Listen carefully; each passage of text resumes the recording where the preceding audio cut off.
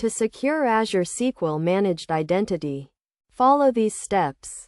First, understand what Azure SQL Managed Identity is.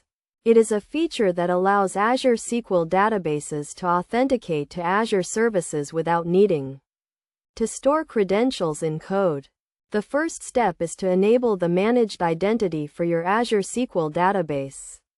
This can be done in the Azure portal by going to your Azure SQL database, then clicking on the SQL database, and then clicking on the Managed Identity option. Toggle the status to on and then click Save.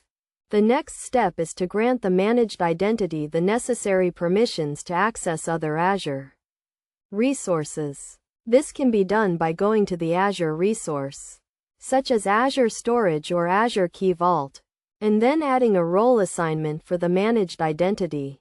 After granting permissions, the next step is to configure the Azure SQL database to use the managed identity. This can be done by creating a credential in the Azure SQL database that references the managed identity. To use the managed identity in your application, you will need to install the Azure Identity Library and then use the default Azure credential to authenticate to Azure services. Best practices for securing Azure SQL Managed Identity include monitoring the activity of the managed identity, regularly reviewing permissions and access, and using least privilege access to limit the actions that the managed identity can perform.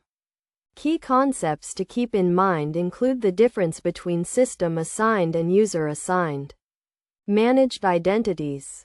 System-assigned managed identities are created automatically when you enable the managed identity feature, while user-assigned managed identities are created separately and can be assigned to multiple resources.